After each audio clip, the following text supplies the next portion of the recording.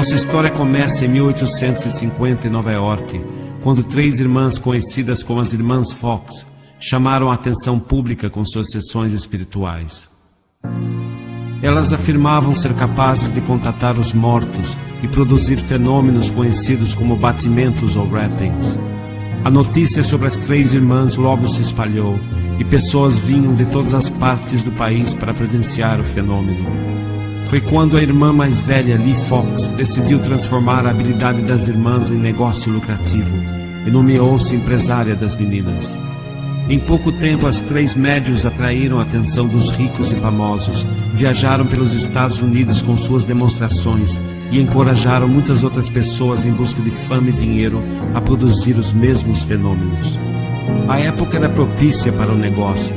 Com mais de 500 mil de mortos na Guerra Civil Americana, muitos tinham um parente ou amigo com quem gostariam de entrar em contato. Logo, o espiritualismo se tornou uma febre, e no final do século XIX, sessões espirituais já tinham se tornado extremamente populares. Nessas sessões, espíritos se manifestavam através de sons, objetos eram atirados ao ar, e ectoplasma saía da boca e dos ouvidos dos médiuns. Depois de quase 40 anos dessas demonstrações, Margaret Fox, arrependida com o que elas haviam popularizado, confessou a um jornal de Nova York que tudo não passava de uma fraude.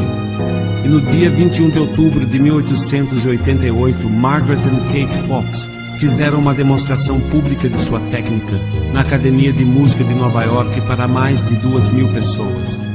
Mesmo com a confissão de Margaret e Kate e com a demonstração pública, o espiritualismo continuou a crescer nos Estados Unidos e na Europa. No início do século XX, o espiritismo já florescia na Europa sob a influência da obra de Allan Kardec e de pessoas célebres como Arthur Conan Doyle.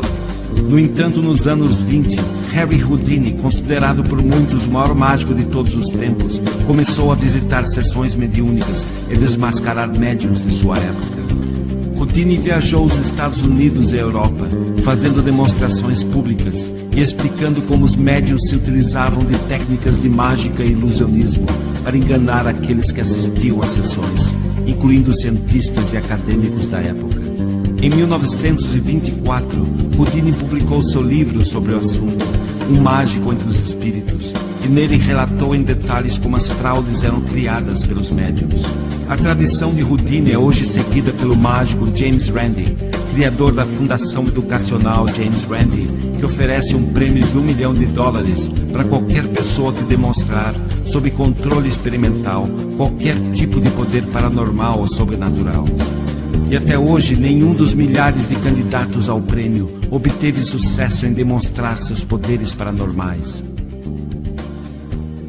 Mesmo tendo sido desmascarado como fraude nos Estados Unidos e na Europa, o espiritismo chega ao Brasil em 1883 com o periódico Reformador e logo após, em 1884, com a criação da Federação Espírita Brasileira. Mas foi com o médium Chico Xavier e sua entrevista em 1971 ao programa Pinga Fogo da extinta TV Tupi que o espiritismo começa a crescer no Brasil. Mas o que pouco se fala sobre Chico Xavier é que no começo dos anos 60, este famoso médium participou de apresentações fraudulentas com a médium Otília Diogo. Fraudes reveladas na época pela revista O Cruzeiro. Nesta mesma época, Chico Xavier conheceu Valdo Vieira, que o alertou para o perigo de se envolver em truques tão fajutos e o aconselhou a continuar com a psicografia, um método muito mais sutil e difícil de ser desmascarado. Naquelas reuniões que faziam de efeito físico, não parecia que era fajuto. Dele. Tudo isso. Hoje eu falo que as coisas todas já passaram, é bom a gente clarear as coisas que a natureza humana não falha, né? Em 1958, Amaury Pena Xavier, sobrinho de Chico Xavier e médium com 50 livros publicados, foi à redação do periódico Diário de Minas, em Belo Horizonte, e confessou que suas mensagens, como também as mensagens de Chico Xavier, não passavam de fraudes. Segundo Amaury Pena, desde os 13 anos de idade, Chico Xavier o treinou para imitar o estilo de escritores famosos. Também revelou que Chico Xavier lia muito, conhecia muito bem as obras dos autores que psicografava Vivia estudando seus estilos e sabia imitá-los com grande habilidade.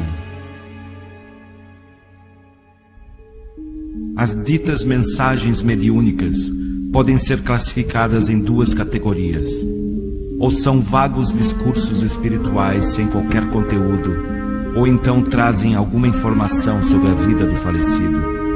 Essas informações são coletadas através de pequenas conversas com os parentes do falecido antes das sessões e logo após repassadas para o médium. Neste vídeo, Valdo Vieira revela como essas informações chegam aos médiums. Então eles mandavam, ó, o apelido dele é esse, a tia que ele gosta é essa, a madrinha dele, a Dindinha, é a fulana, ela mora assim, assim. Tudo para haver uma relação. O avô, que ele gostava muito, morreu no ano tal. Agora, eles mandavam essas cartas com tudo já mastigado para você colocar. Tudo é carta marcada, jogo de carta marcada. A mesma coisa é aquelas mensagens que o Chico recebia.